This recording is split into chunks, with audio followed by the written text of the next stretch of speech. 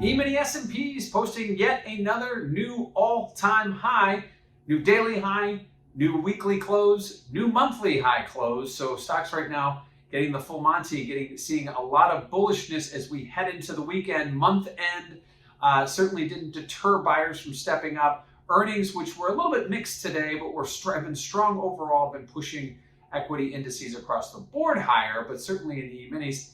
And we go out in the weekend sort of on a high note. Obviously, next week we've got some key events happening, which could change all that very quickly, and we'll talk about that in a moment. But right now, equities continuing to soar higher as the market continues to get good news. Now, what does this all mean for volatility?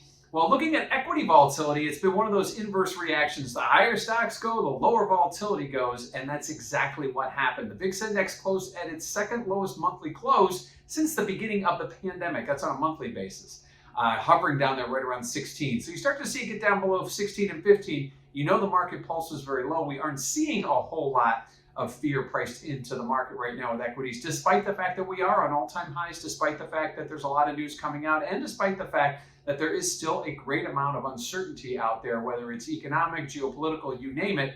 But equities continue to go higher, and that is why we're seeing volatility go lower. Lastly, what do we have next week? It is a full week. We have a lot of earnings coming out. Don't get lost with some of the other events. Earnings will continue, including Pfizer, which obviously has been in the news quite a bit over the last 18 months.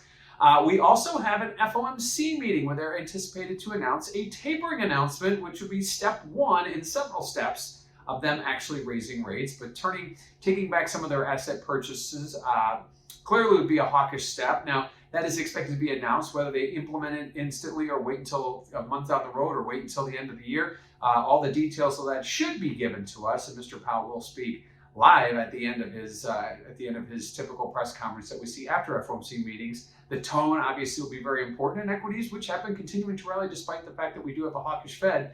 Does say a lot because the equity markets love low interest rates. They love that no alternative but stocks. That's what they've been getting over the last 18 months.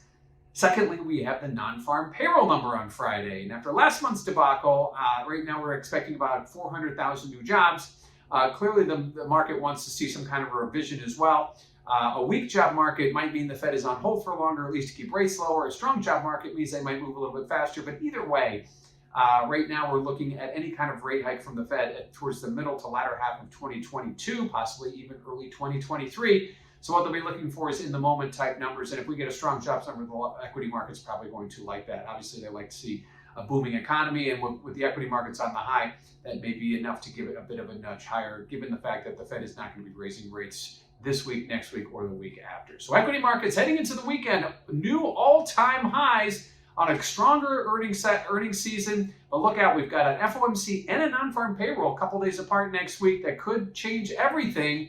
So I'll have to wait and see what happens. But right now, anticipating stronger jobs and a Fed that's going to start tapering.